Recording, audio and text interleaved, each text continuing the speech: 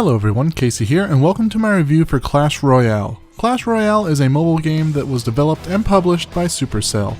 The game is available for both Android and iOS devices and was released on January 4th, 2016. Time for a bit of honesty here, guys. I personally do not like gaming on my phone. It just never really clicked with me. I mean, I've come across a game here or there that was fun for just a bit, but I quickly lost interest and continued on. I think the closest I've ever gotten to being a fan of a mobile game was when Fallout Shelter was released. I poured a good $20 or $30 into it and played for well over 100 hours. But then a horrible bug popped up and ruined the experience altogether for me. So here I sit, a guy that plays emulators on his phone if he wants to game on the go. So take from that what you will. I just thought it was pertinent to this review.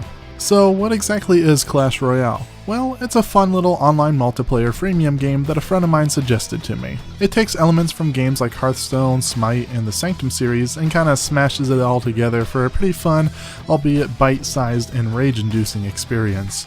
The game is simple enough. You use cards to summon different types of creatures and characters to play on the battlefield to attack the enemy's towers and castle, while at the same time defending your own towers and castle from the opponent's advances. You can unlock chests that hold new and more powerful cards several different ways, by defeating enemy towers, accomplishing different achievements within the game, waiting for particular timers to run out, or by purchasing them with real-world cash. Mobile games are pretty damn clever with how they build their in-game shops these days. You can literally get by and unlock everything in the game without spending a single cent. Or you can speed up the timer on the shiny new chest you've unlocked for the low price of 60 gems. This is kind of where my first real gripe lies with the game. Sure, I don't have to pay for the gems to speed along the process of getting new cards, but here's the thing. You can only hold 4 chests at one time, so if you earn any more while you already have 4, you get nothing. So, I hear someone saying, start the timer on each of the chests and wait an hour or two and then just keep going at it. Okay, sure, I guess that would be okay, but here's the other thing. You can only have one chest counting down its time limit at a time. So that means you wait 2 hours for that chest to unlock, which frees up a space, then play one more game, get a new chest, then boom, you're back at a full bench.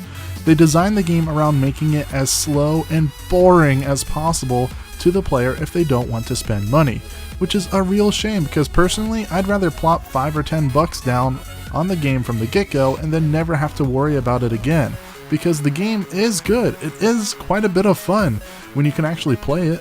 Doesn't it seem kind of counterintuitive to design your game to punish players that choose not to buy the currency by making their time miserable? That to me seems like it would push the player farther away and to have them never consider buying anything in the game, because after all, you can only make money from people who actually play your game. Anyway, the game is fun, like I said before. You can build custom decks to customize the style to your preference of play, allowing for a more defensive approach, or, if you're like me, load up as many goblins as you can and then just go berserk on them.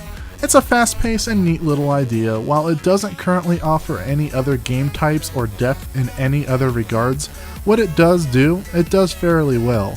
Do I see myself playing this game a few months from now? Maybe. It's hard to say for certain, as I really am enjoying my time with the game for now, but I'm afraid without much else to do in the game, it may become stale rather quickly.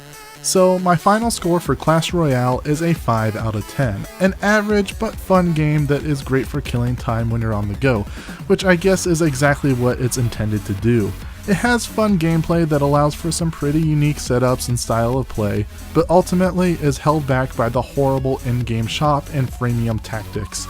Personally, I'd rather pay upfront for a full game than just to be nickel and dime to death during my entire duration of play. And on a separate note, it's systems like this that I think makes me feel that mobile gaming is just not for me, and why many others are having a hard time taking mobile gaming seriously. Anyway, I hope you enjoyed my review for Clash Royale, and if you did, please be sure to click that thumbs up button and subscribe to stay up to date with my latest videos and reviews. Well, until next time, guys.